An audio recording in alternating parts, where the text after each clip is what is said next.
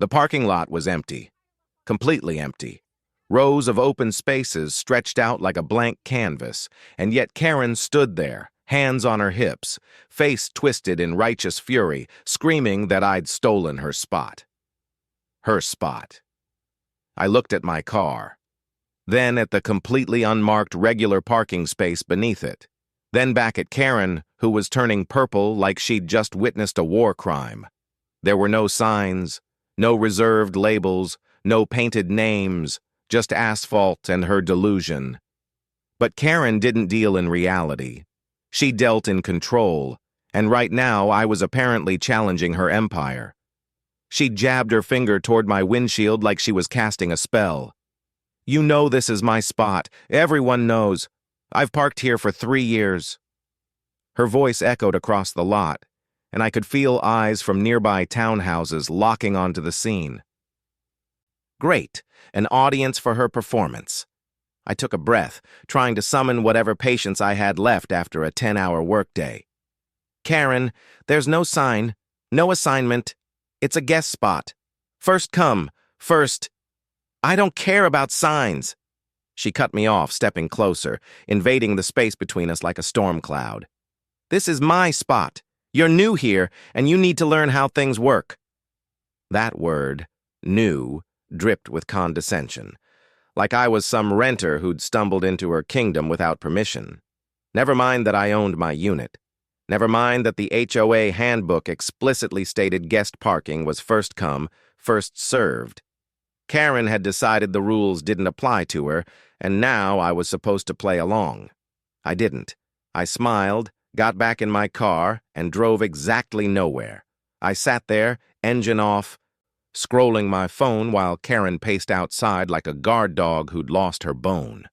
Eventually, she stormed off, muttering something about reporting this, and I figured that was the end of it. Spoiler, it wasn't. The note started 2 days later, little printed papers tucked under my windshield wiper, each one more unhinged than the last. The first one was almost polite, if you considered passive-aggressive threats polite. "Please respect community parking etiquette and park elsewhere. This space is used by a long-term resident." Long-term resident? She didn't even have the guts to sign her name. By the third note, the pretense had evaporated. "You are violating neighborhood standards. Continued abuse will be reported to the HOA board." Abuse of a parking spot. I actually laughed out loud reading that one, standing there in the lot with the paper in my hand, wondering how someone's brain could twist reality this hard. But Karen wasn't just some cranky neighbor. She had friends on the HOA board. She'd lived here long enough to build alliances, cultivate influence, and weaponize the system against anyone who didn't bow to her authority. And that's exactly what she did. A week later, I got an email from the HOA. Subject line, "Parking violation notice."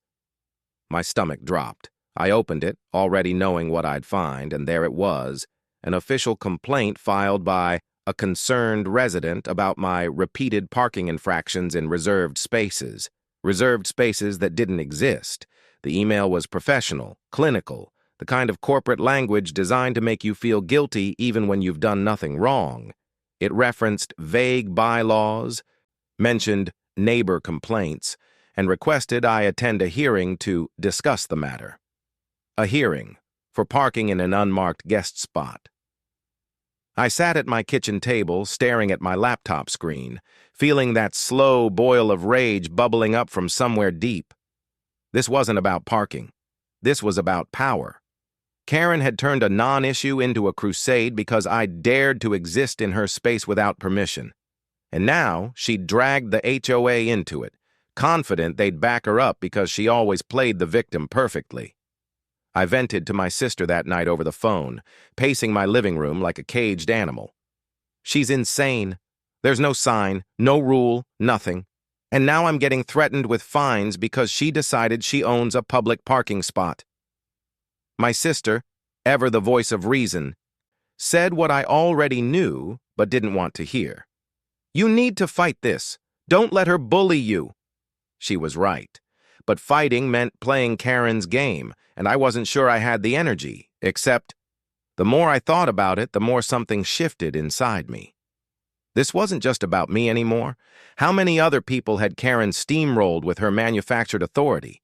How many neighbors had quietly given in just to avoid the drama? I wasn't going to be one of them. I started digging. I pulled up the HOA bylaws, read every word about parking, guest policies, enforcement procedures. I cross-referenced the complaint email with the actual rules. And guess what? There was nothing. No clause about long-term resident priority. No mention of informal reservations. The guest spots were exactly what I thought. First come, first served, unreserved, available to anyone. Karen had lied, and the HOA had taken her word without checking. But I wasn't done. I went further. I started documenting everything. Photos of the unmarked spot, screenshots of the bylaws, timestamps of when I parked there showing I wasn't monopolizing anything. I used it maybe twice a week. I even pulled up Google Street View archives showing that spot had never, ever had a reserved sign. Then I did something Karen would never expect. I requested records. The HOA was required to keep logs of all official complaints and violations. I filed a formal request under the bylaws asking for every parking complaint filed in the past year. I wanted to see if Karen had a history of weaponizing the system. She did. 4 other complaints, all filed by her, all targeting different neighbors, all about parking, noise, or aesthetic violations that turned out to be completely subjective. And here's the kicker. None of them had resulted in actual fines or action. The HOA had investigated, found nothing, and quietly closed the cases. But Karen kept filing them anyway, using the process itself as punishment. The stress, the emails, the hearings. She didn't need to win. She just needed to make people's lives miserable until they gave up. Not this time. The hearing arrived. I walked into that conference room with a folder so thick it could double as a weapon. Karen sat at the table, flanked by 2 board members, wearing her best, concerned neighbor face. She looked at me like I was a problem that needed solving, and I could tell she expected me to crumble, apologize, maybe beg for mercy. Instead, I smiled. I laid out my case, clean, factual. No emotion, just evidence. I showed the bylaws, the photos, the documentation. I walked them through every single lie in Karen's complaint, point by point, until there was nothing left but the truth. She'd fabricated a violation because she didn't like being told no. Then I dropped the bomb. I presented the records of her previous complaints. I highlighted the pattern. I calmly explained that this wasn't about parking, it was about harassment, and I requested on the record that the board consider whether Karen's behavior violated the community's code of conduct regarding resident interactions. The room went silent. Karen's face shifted through several shades of red before landing on something close to panic. One of the board members cleared his throat, visibly uncomfortable. The other one started flipping through the documents I'd provided, and I could see the exact moment he realized they'd been played. The complaint was dismissed. Immediately. No fines, no restrictions, nothing. The board apologized for the misunderstanding and assured me it wouldn't happen again. Karen sat there, frozen, her carefully constructed narrative shattered in under 20 minutes. But I wasn't done. As we left the room, I made sure to park in that same guest spot. Every single time I came home for the next 2 weeks. Not out of spite, well, maybe a little spite, but mostly because it was my right. And every time I walked past Karen's unit, I'd see her curtains twitch, her shadow lurking behind the glass watching. She never said a word, never left another note, never filed another complaint. Because she'd finally learned something she should have known from the start. Control only works when people are afraid to push back. And I wasn't afraid anymore.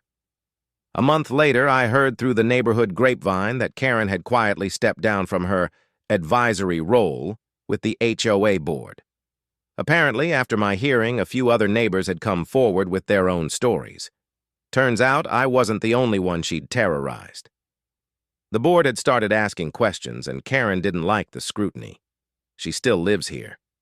Still glares at me sometimes when our paths cross. But she doesn't speak. Doesn't start battles. She's just another neighbor now, stripped of the power she'd abused for so long. And me? I park wherever I want.